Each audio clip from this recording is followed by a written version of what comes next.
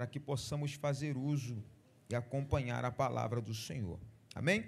Jeremias capítulo 18, verso por número 4, diz assim: como o vaso que ele fazia de barro se quebrou na mão do oleiro, tornou a fazer dele outro vaso, conforme o que pareceu bem aos seus olhos fazer. Eu leio mais uma vez.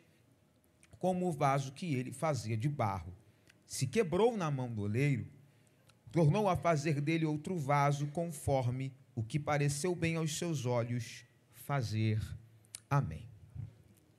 Queridos, estamos falando de um livro profético, de um homem que recebe o seu chamado ainda novo e que descobre que a sua vida já estava predestinada, determinada por Deus desde o seu nascimento. Essa é a informação que Deus dá a Jeremias quando o chama no capítulo por número 1. Antes que eu te formasse, antes que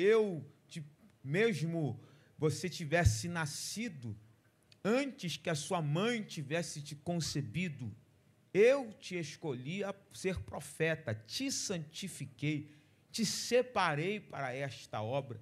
Após ter te conhecido, após ter te escolhido, te dei às nações, já determinei a proporção do seu ministério. Tu serias profeta desde antes do seu nascimento. Jeremias descobre que toda a sua formação, na verdade, era apenas um preparo para que ele se tornasse e chegasse ao exato ponto em que Deus já tinha determinado. Eu louvo ao Senhor, eu glorifico, porque eu tenho uma frase que carrego comigo, e a frase é: nunca é por acaso, é sempre de propósito. Deus não faz nada por acaso. Deus sempre trabalha no âmbito do propósito. Deus não faz nada de certa forma tendo que inovar ou tendo que se adaptar a um cenário. Deus não, Deus tem tudo sobre o seu absoluto controle, aleluia. Deus não tem que tentar encaixar uma peça ali, se virar nos 30, como diz o outro, não. Deus tem um propósito muito bem definido acerca das suas ações e acerca do seu povo. Eu louvo a Deus, porque nada do que acontece na nossa vida é por acaso. Nós temos um oleiro que tem uma obra, tem um foco, tem um propósito, e está nos moldando acerca deste propósito, está direcionando a nossa vida para chegarmos à estatura de varão perfeito. É como o apóstolo Paulo disse: por vezes são coisas que o olho não viu, são coisas que o nosso ouvido não ouviu, até o nosso coração não conseguiu dimensionar, mas essas coisas Deus já preparou para aqueles que o amam e para aqueles que foram chamados por seu propósito, chamados para o seu decreto. Tem coisas que meu olho não conseguiu contemplar, tem coisas que teu ouvido ainda não escutou, nem o teu coração imaginou, mas tem um Deus que está acima do tempo, tem um Deus que está acima de todas as coisas, e Ele já preparou, Ele já decretou, Ele tem uma obra a ser feita, Ele tem um propósito a ser cumprido, e eu quero que você abra o seu coração esta noite e glorifique a Deus, porque o teu Deus está no controle de todas as coisas. Ele não fez nada por acaso, Ele não teve que se virar, Ele não teve que inovar, Ele não teve que inventar, Ele tem um plano. Confie no caráter de Deus, Ele é o oleiro, nós somos obras da mão dEle, estamos no caminho de Deus. Confie no teu Deus. Ele tem um plano. Ele deixou claro isso para Jeremias. E é interessante, porque antes de mostrar qualquer coisa para Jeremias, Deus coloca Jeremias dentro do seu propósito e revela: olha, Jeremias, talvez tu não percebeu, mas tu já estava dentro do meu propósito há muito tempo. Eu gosto disso, eu valorizo isso, eu glorifico a Deus por isso. Estamos dentro de propósitos que ainda nem Deus revelou para nós, mas já estamos. Deus já está movendo as águas ao favor do seu propósito, e estamos inseridos. Tem coisas que estão acontecendo agora, querido, que talvez você nem tenha ideia o porquê está acontecendo. É como Jesus disse a Pedro: o que eu faço agora tu não entende, mas depois tu vai entender. Querido, Deus não precisa te explicar o que Ele está fazendo, você só precisa crer numa coisa: Ele está fazendo a sua obra. Ele não precisa perder tempo te explicando detalhe por detalhe do seu plano, mas tu pode ter certeza, confie, acredite, não perca a tua fé. Tu estás inserido dentro de um plano que você não tem ideia, mas está exatamente conforme a vontade de Deus. Talvez esse capítulo seja o mais conhecido, a experiência mais conhecida de Jeremias em todo o seu livro. E isso tem seus motivos, porque confronta diretamente o nosso ego, quem nós somos. É uma palavra que, quando paramos para meditar nela, ela nos leva a uma posição de dependência, de renúncia. E eu acho interessante a abordagem de Deus acerca de Jeremias. Dispõe-te, levanta, vai à casa do oleiro. Isso aqui não é uma visão, isso aqui não está no âmbito espiritual, isso aqui não é uma cena sobrenatural, isso aqui é literal, irmão. Deus está sendo muito expressivo com Jeremias. É possível que ele está descendo ao vale de Inom, onde ficava a olaria da cidade de Jerusalém. Então ele está literalmente indo a um ambiente literal, ele está indo diretamente a um ambiente físico. Então ele se dispõe. Acho interessante a abordagem de Deus, é uma ordem: levanta-te, se disponibilize. Mas parece que a disposição é algo que vem de nós para Deus, né? Parece que Deus tem que ficar implorando para a gente se disponibilizar. Não, irmão. Quando estamos inseridos dentro do propósito de Deus, a disposição é uma ordem, porque Ele é o oleiro, Ele é o Senhor dos exércitos. Nós somos obra da sua mão. Nós somos servos de um Senhor que é todo poderoso. A disposição para se levantar não é um pedido, é uma ordem. E desde cedo eu já aprendi, querido, que manda quem pode, obedece quem tem juízo. Aleluia. Quando Deus nos ordena a se levantar, a se dispor, queridos, por vezes Deus vai nos tirar de cenários de comodismo, por vezes Deus vai nos tirar de cenários de conforto. Eu não sei que horas que Deus manda Jeremias levantar, mas pelo cenário aprendemos que seria muito cedo. Um cenário de um ambiente a qual o oleiro começa a trabalhar, está fazendo a sua obra. Deus está desconfortando Jeremias, Deus está tirando Jeremias de um cenário a qual ele está não acomodado de forma pejorativa, mas sim de uma forma simples. Ele está na dele, ele está num momento de descanso, num momento de reflexão, num momento de autoanálise. Ele está seguindo a sua vida até que venha a palavra do Senhor a Jeremias, até que a palavra do Senhor alcança. E é impossível ser alcançado pela palavra e continuar do mesmo jeito. É impossível ser alcançado pela palavra e permanecer da mesma forma. Essa palavra levanta, aleluia. Esta palavra ergue, essa palavra dispõe, esta palavra muda o cenário. Talvez eu estava até meio desligado, mas quando a palavra vem, ela me levanta, ela me ergue, ela me eleva. Eu quero liberar uma palavra de Deus para a tua vida, e eu quero profetizar que esta palavra vai te levantar, esta palavra vai te dar disposição para seguir o destino que Deus tem para você. Eu não sei como você chegou neste culto, eu sei que o ambiente é ambiente profético, porque a presença do Deus da palavra está aqui. Então eu libero sobre a tua vida: se prepare, chegará um tempo de Deus te levantar, é chegado um tempo de Deus te disponibilizar, é chegado um tempo de Deus te erguer. Através do que, William? Através da sua palavra, através da palavra que é liberada neste altar.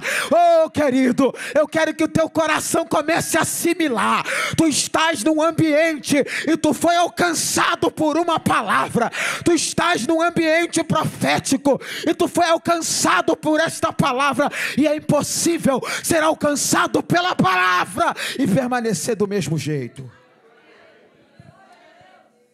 Oh, palavra santa que nos alcança, palavra que quer nos inserir dentro de cenários proféticos. Já percebeu que Deus faz questão de encaixar Jeremias dentro do seu propósito? Deus resolve naquele momento alcançar Jeremias e dizer: levanta e vai para a casa do oleiro, porque lá eu quero te fazer ouvir as minhas palavras. Irmão, está no texto, tá? A palavra alcançou Jeremias, a palavra. Mas só que Deus olhou para Jeremias e falou assim: agora eu quero te direcionar a um ambiente em que só lá você pode ouvir as minhas palavras. Levanta aqui. Aqui é onde a palavra me levanta. Aqui é onde a palavra me ergue. Aqui é onde a palavra me dispõe. Mas existe um ambiente em que só essa palavra que me alcançou pode me direcionar. E nesse ambiente aonde eu só com a obediência consigo chegar, existem mais palavras.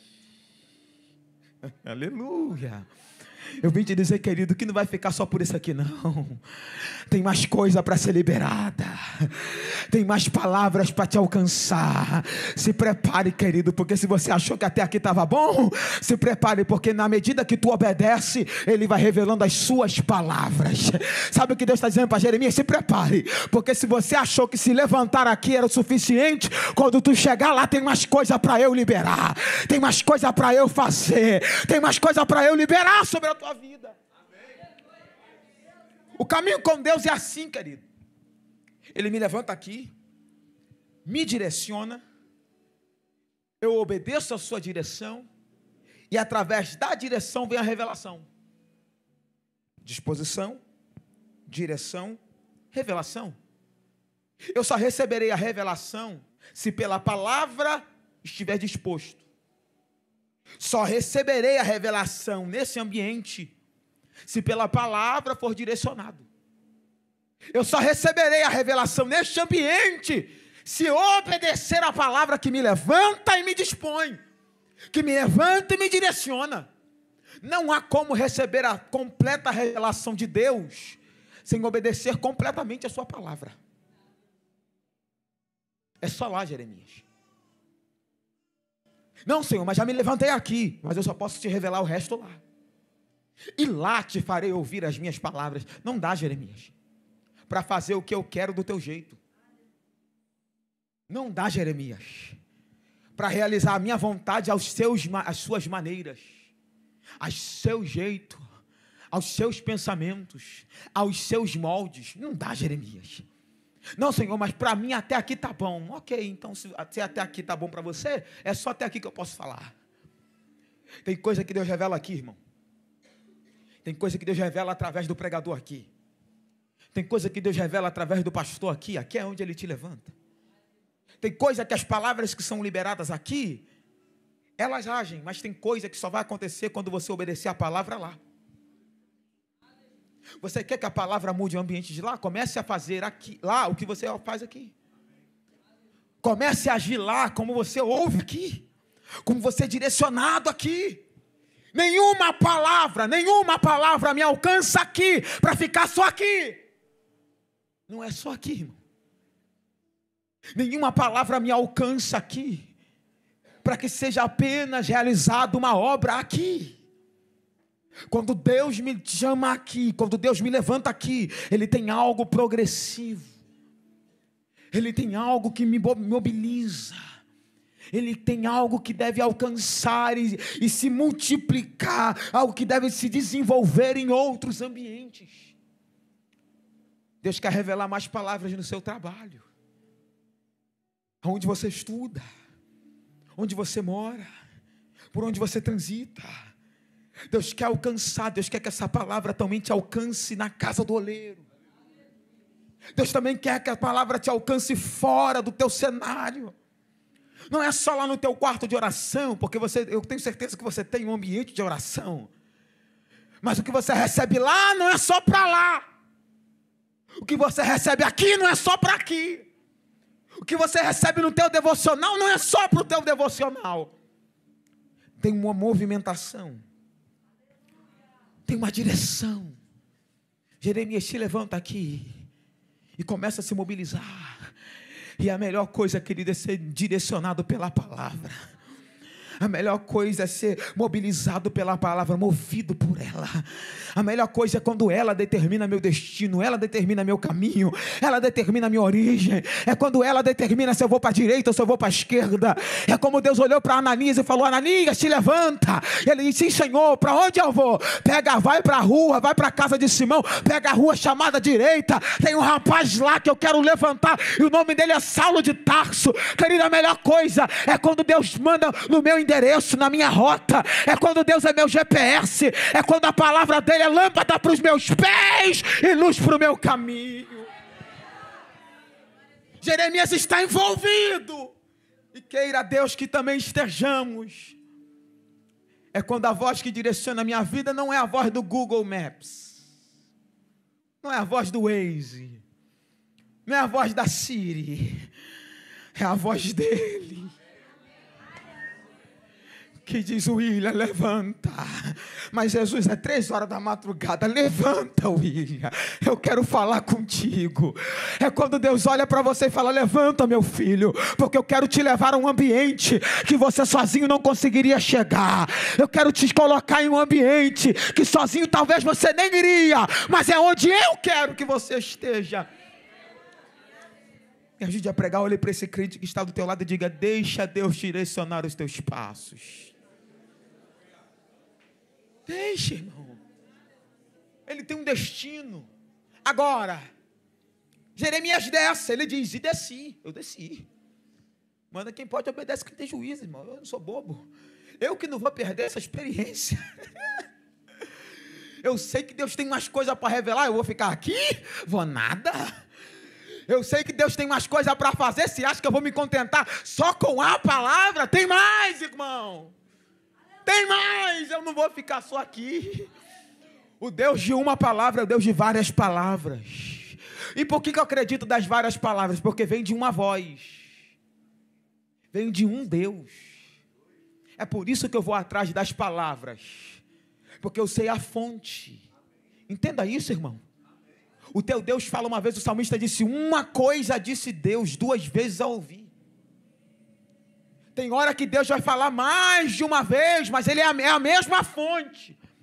E quem recebe a palavra, quem ouve a palavra, não se confunde no meio do caminho. Ele sabe quem está falando. Então Deus pode levantar um profeta, Ele sabe se é Deus ou não. Porque Ele é direcionado, irmão, pela palavra. Quem é direcionado pela palavra, sabe identificar as palavras. Ele consegue enxergar Deus num louvor. Ele consegue enxergar Deus numa ministração de dança. Ele consegue identificar a palavra de Deus. Isso aqui é o quê, irmão? Você tocou aqui? Um trompete? Trombone de vara, não é isso?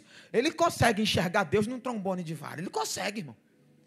Porque ele sabe que o Deus da palavra se revela através das palavras. Tem que entender, irmão. É como Deus fez com Elias. Levou ele para o monte de Deus e falou: olha, Elias, eu me revelo de várias formas. Hoje não é no vento, porque Deus não passou o vento e Deus não estava no vento. Mas Deus fala através do vento. Mas aquele dia não era através do vento. Aí veio um terremoto. Eita! Mas Deus não estava no terremoto, irmão. Porque nem todo dia Deus quer tremer tudo. Aí vem o fogo, irmão. O fogo queima as rochas, tudo. O que o vento levou, o que o vento varreu, o que o terremoto tremeu, o fogo lambeu o fogo. Deus não estava no fogo. Aí vem uma voz suave, calma. Aí, sabe, olha o que Deus diz: o que você está fazendo aqui, Elias? Não é aí, é aqui. Eu só posso falar aqui com alguém quando eu estou no mesmo ambiente. O problema é que ele iria estar olhando para o monte dizendo: ah lá, Deus não está naquele fogo não. Ele está olhando para lá e está percebendo. O fogo está lá. O vento está lá. O terremoto está lá. Mas a voz está aqui. Quem sabe o Deus da palavra consegue identificar quando tem dia que ele não quer operar com vento. Mas não é porque não teve vento, não é porque não teve terremoto, não é porque não teve fogo, que a voz dele não está ecoando dentro dessa caverna. Eu sei que eu saí um pouquinho do texto, mas não saí da mensagem. Eu quero liberar para o teu coração. Se prepare, Deus vai começar a te surpreender. Ele vai começar a se revelar de formas que tu nem imaginava. Ele vai começar a tratar com você de uma... Peraí, eu não sabia que Deus podia operar aqui. Deus não está dentro da sua caixinha de sapato, irmão. Deus é soberano, todo poderoso. Ele pode se revelar como ele quiser, e eu profetizo que ele vai te surpreender. Eu desci, não sou bobo, eu quero ouvir mais. Quando eu cheguei lá, o oleiro estava fazendo a sua obra sobre as rodas. Quando eu cheguei lá, o oleiro estava trabalhando, dedicado. Algumas traduções diz dedicado, debruçado, inclinado, focado. Toda a atenção do oleiro estava na obra. Sua obra. A obra é dele. A expressão obra em hebraico aqui é melacá. O que é melacá? Melacá é obra, serviço, trabalho, mas uma definição me chamou a atenção. Propriedade. Ele está dedicado à sua obra, ao seu trabalho, ao seu serviço e à sua propriedade. Qual é a obra dele? O barro. Ele está realizando a sua obra sobre o barro, no barro, com o barro. Deus está fazendo uma obra no barro. E acho interessante isso. Porque quando eu falo de propriedade, eu não estou falando do intento do oleiro. Eu estou falando da matéria. Quando eu uso obra como propriedade, eu não falo do que o oleiro quer fazer, mas sim em quem o oleiro está trabalhando. E o oleiro não está trabalhando no vaso. O oleiro está trabalhando no barro. Porque se é propriedade, eu tenho que entender. De quem é o vaso, gente? Do oleiro. De quem é o vaso? Mas antes do vaso ser do oleiro, o barro é do oleiro. Porque se eu não entender, enquanto vaso, que eu sou propriedade do oleiro, quando eu virar vaso, eu acho que eu mando em mim. Eu acho que eu sou o cara. Eu acho que cheguei aqui por causa dos meus estudos. Eu acho que eu cheguei aqui por causa do meu recurso. Eu acho que eu cheguei aqui por causa do meu equilíbrio emocional. Eu acho que eu cheguei aonde eu estou, vaso. Olha como é que eu estou pronto. Cheguei aqui por causa da minha boa administração. Não. Tu chegou aqui por causa da mão do oleiro. E eu só consigo chegar. E como é bom olhar para um vaso e tu dizer, está pronto. E quando tu vai parabenizar ele, ele diz, glória a Deus. Como é bom você chegar diante de alguém que você sabe que está pronto. Fala assim, ó, isso aí é vaso. Mas quando tu vai conversar com ele, tu vê que ele é tão humilde, que tu fala assim, eu tenho que melhorar. É entender que eu sou vaso, mas eu sou propriedade. Eu sou vaso, mas eu não sou o bambambam, não, muito pelo contrário. Eu sou um utensílio pronto para ser usado. Eu sou um utensílio que só quer carregar a glória daquele que me possui. E eu só consigo chegar nesse estado de ser vaso e propriedade quando eu sou barro. Eu tenho uma expressão aqui que me chama muita atenção. Verso 4 começa dizendo assim, como o vaso que ele fazia de barro. Aparece a palavra vaso? Sim. mas o oleiro faz questão de lembrar, é de barro. Pode estar pronto, mas Deus faz questão de lembrar a tua matéria-prima, barro. Deus faz questão de te lembrar de onde Ele te tirou. Tu era barro, tá? Tá bonitinho hoje, mas era barro. Lembra de onde Ele te arrancou, irmão? Ou esqueceu? Lembra de onde Ele te tirou? Ou essa camisa bonita aí fez seu nariz empinar? Irmão, eu falei, esse texto aqui é para quebrar o nosso ego, irmão. Não tem como fugir disso, senão estou pregando o que não está aqui. Querido, tu lembra de onde Ele tirou? Se tu não lembra, Ele faz questão de te lembrar. É vaso, mas é de barro. É vaso, mas eu tirei do chão. É vaso, mas estava sendo pisado. Eu fui lá, eu cavei, eu arranquei, trouxe para a olaria. Só é vaso hoje, porque eu fui atrás do barro. Todas as vezes que alguém disser para você, parabéns vaso, lembre, eu era barro. Toda vez que alguém dizer glória a Deus pelo vaso, lembre, eu não era nada se o oleiro não fosse atrás de mim. Nenhum barro chega na olaria se o oleiro não for atrás do barro. Nenhum barro consegue chegar à estatura de vaso se Deus, o oleiro, não começar a trabalhar nele. Ou tu acha que tu chegou aqui sozinho? Não foram vocês que escolheram a mim. Eu que no meio do monte de opção de barro, porque tem mais de 200, irmão. Mas só 6 tipos pode virar barro, vaso. Mais de 200 opções. Dentre elas, só 6 podia. Não foi vocês que me escolheram. Eu escolhi vocês. Eu fui atrás de vocês, independente de onde tu estava, eu fui atrás. Ah, mas William, nasci no berço evangélico, eu fui atrás da tua família. Porque tu já está num propósito antes mesmo que eu te formasse, eu te formasse, eu te formasse, eu te formasse. Eu te coloquei no ventre, eu te formei lá, eu alcancei tua família, fui eu que fechei, eu que cortei o laço, eu que impedi aquele acidente, eu que te alcancei naquele leito de hospital, fui eu que entrei naquele bar e te tirei da cachaça, fui eu que entrei no meio da prostituição e te arranquei de lá, fui eu, era para tu estar enfiado no meio das drogas, era para tu estar perdido nesse caminho, era para tu estar perdido por aí, mas o oleiro resolveu ir atrás de você. Eu não sei aonde ele te alcançou, mas eu sei que tu só está aqui porque o oleiro foi atrás de você. Ora,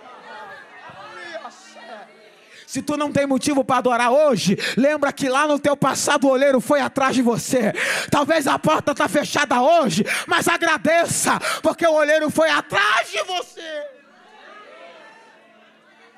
É de barro. Ele faz questão de lembrar. O oleiro estava entregue à sua obra, inclinado, focado. Mas o texto vai dizer o seguinte: como o vaso que o oleiro fazia de barro se quebrou, o oleiro fez dele outro vaso conforme pareceu bem aos seus olhos fazer. Aí Deus interrompe a cena. O vaso se quebra na mão do oleiro. O oleiro começa a refazer o vaso, fazer outro vaso. Então, veio a minha palavra do Senhor. E aí, Jeremias? Eu fico imaginando essa cena. Jeremias observando o oleiro trabalhar. E é claro que é só uma analogia, mas é como se Deus tivesse deixado Jeremias analisar a cena. E Deus ensinou isso. Aí Deus interrompe a cena e fala assim: e aí, Jeremias, o que você acha? Entendeu a cena? Numa conversa bem franca. Entendeu? É como se fosse isso aqui. Deus olha para Jeremias: e aí, Jeremias? Entendeu? Não poderei. É engraçado quando Deus faz umas perguntas para os homens, irmão. As perguntas que Deus faz é engraçada. Deus olha para Ezequiel e fala assim: e aí, Ezequiel? Pode reviver? O senhor que sabe. Toda vez que Deus te fizer uma pergunta, irmão, toda vez que Deus fizer uma pergunta, devolve para Ele. Tenta responder no lugar de Deus, não. Tu não sabe o que Ele quer fazer. E aí, Jeremias? Não posso eu fazer de vós como esse oleiro fez com o vaso? Eu não posso agir da mesma maneira? Não poderei eu fazer de vós como este oleiro, ó casa de Israel? Diz o Senhor, eis que como barro na mão do oleiro, assim sois vós na minha mão, ó casa de Israel. Essa cena é vocês. Nós somos barro, ele é oleiro. Mas tem um detalhe, Jeremias. No momento em que eu falar acerca de uma nação, ou de um reino, para arrancar, derribar e destruir, se essa tal nação se converter da maldade contra a qual eu falei, também eu me arrependerei do mal que pensava fazer-lhe. Mas também se chegar o momento em que eu falar acerca de uma nação, de um reino, que vou edificar e plantar, e se ele fizer o que é mal perante mim, e não der ouvidos à minha voz, então também vou me arrepender do bem que eu tinha dito que faria. Mas agora eu posso falar uma coisa para vocês? Verso 11. Fala agora aos homens de Judá e aos moradores de Jerusalém. Assim diz o Senhor, eis que estou forjando o mal contra vós. Eu tenho um plano, eu tenho um projeto, e o meu plano contra vós, o meu plano é contra, o meu projeto não é a favor. Tenho um conselho para vocês, convertei-vos. Convertei-vos e não amanhã, convertei-vos agora. Cada um do seu mau proceder, do seu mau caminho. Emendai os vossos caminhos, as vossas ações. Nós somos o barro, se tornando um vaso. Mas tem uma questão aqui que me chamou a atenção. Essa obra, esse trabalho, não é bom. William, o que aconteceu aqui? Eu te explico para poder encerrar. A obra que Deus estava fazendo em Israel era uma obra de conserto, irmão. Deus estava levantando a Babilônia contra Israel para os trazer de volta a si. E essa obra, aos olhos de Israel, não era boa. Abacuque vai dizer acerca dessa obra, até quando eu vou gritar violência, porque o ímpio está prosperando e teu povo sofrendo. Às vezes não dá para entender a obra de Deus não, gente. Porque a obra de Deus às vezes é levantar o inimigo contra nós. Às vezes Deus faz como fez com Israel diante do Mar Vermelho. Deus olhou para Moisés e disse, eu vou endurecer o coração de Faraó para vos perseguir. Você acredita que tem perseguição que é Deus que levanta contra nós? Isaías diz que o juízo de Deus é estranho. E é mesmo, irmão. A forma de Deus agir é estranha. Mas ele vai dizer o seguinte, olha, se eu falar que vou derribar, destruir, e essa nação voltar atrás, eu me arrependo. Lembra de Nínive? Foi isso que Deus fez. Mas tem um detalhe, se eu falar que vou abençoar e não me derem ouvido, eu não abençoo. Lembra de Israel? Não entrou na terra prometida porque endureceu o coração. E o próprio escritor aos Hebreus vai dizer que quando vocês ouvirem a voz do coração, a voz de Deus, não endureça o coração como fez o povo no deserto. E por isso Deus disse, não vai entrar no meu repouso. Deus não deixou Israel entrar na terra prometida, a primeira geração, a geração que saiu do Egito, porque endureceram o coração quando ouviram a voz de Deus. Aí Deus tem que deixar 40 anos no deserto, matar uma geração, para depois essa geração entrar em Canaã. Então perceba como Deus está dizendo, se eu falar que vou abençoar e não se arrepender, não me der ouvido, eu não abençoo. Se eu falar que vou destruir e se arrepender, eu não destruo. Eu vou reagir de acordo com as ações. Não tem como eu abençoar um rebelde. Agora, o que isso tem a ver com a cena? Tudo. Porque olha o que ele vai dizer no verso 4, eu repito, e eu me mantenho nesse versículo, como o vaso que o oleiro fazia de barro se quebrou. Se quebrou. Se quebrou. Paulo vai dizer que um oleiro pode fazer da mesma massa um vaso para a honra e outro para a desonra. O oleiro tem o poder de fazer da mesma massa um vaso para honra e um vaso para desonra. Até então, querido, e não se espante com o que eu vou dizer, porque essa é a conclusão da mensagem. A obra que Deus estava fazendo era para a desonra de Israel. Vergonha. Ó pobre. A Babilônia destruiria Israel. A Babilônia destruiria Jerusalém, como fez. Muros derrubados, portas queimadas, templo saqueado, homens e mulheres mortos. Só ficaram idosos e indefesos, enfermos. Príncipes foram levados cativos. Soldados, ferreiros, carpinteiros, todos levados. Uma nação destruída. Porém, se o vaso se quebrar na mão do oleiro, eu vou fazer dele outro vaso. Se essa nação que eu disser que vou destruir se quebrar na mão do oleiro, eu vou fazer deles outro vaso. Porque eu tenho o poder de fazer da desonra dupla honra. Oh, querido, é complicado. O que eu estou propondo aqui é difícil. Mas reconheça que talvez o caminho que eu estou seguindo está fazendo com que Deus faça uma obra para me desonrar. Porque Deus é justo. Ele não acoberta pecado e erro. Mas só que o mesmo Deus que é justo também é misericordioso. E a oportunidade que Ele está nos dando é: se quebra hoje. Há uma oportunidade de arruinar os meus próprios projetos. Porque essa a palavra quebrar aqui é chachat. E chachat significa se arruinar. E tem dia que para que eu vire um vaso novo, alguns sonhos meus terão que ser arruinados. Tem coragem de quebrar os próprios sonhos para viver os de Deus? Tem coragem de quebrar os próprios desejos para viver o de Deus? Tem coragem? Porque isso aqui é para corajoso. Deus, eu abro mão dos meus projetos para o seu. Eu até estava com um pensamento mas já que o Senhor tem um pensamento maior do que o meu, eu abro mão do meu para viver o teu. Jesus, eu até tinha um plano muito bem traçado, eu até calculei, fiz as contas, mas para viver a tua vontade eu abro mão da minha.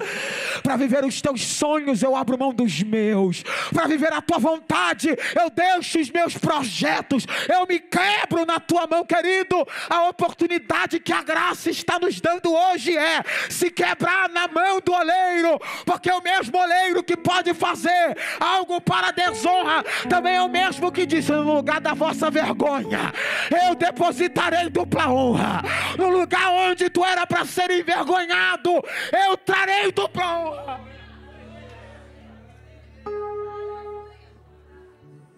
Israel teve que dizer isso no Salmo 126. Quando o Senhor nos trouxe do cativeiro, quando o Senhor restaurou a sorte de quem estava cativo, nós voltamos como os que sonham. Eu profetizo que no lugar onde vinha destruição haverá sonho de novo. Israel diz: e nossa boca se encheu de riso, aonde tinha tristeza haverá alegria. Os nossos lábios se encheu de canto. Eles diziam: não podemos cantar a música de Sião aqui. Mas quando retornamos, aquilo que era tristeza se transformou em cântico. E as nações diziam: grandes coisas fez o Senhor por eles. Grandes coisas fez o Senhor. E podemos dizer: grandes coisas fez o Senhor por nós, e por isso estamos alegres. Eu quero dizer, querido, que quando você se quebrar, se você se quebrar, no momento em que você se quebrar, Ele vai te transformar em vaso de honra. Ele vai te transformar em vaso de honra. Se prepare para ser usado por um Deus que tem prazer em refazer vaso. Para Deus recomeçar não é problema. Para Deus voltar no início não é problema. Para Deus voltar a estaca zero não é problema. Ele tem prazer em refazer o vaso que se quebra.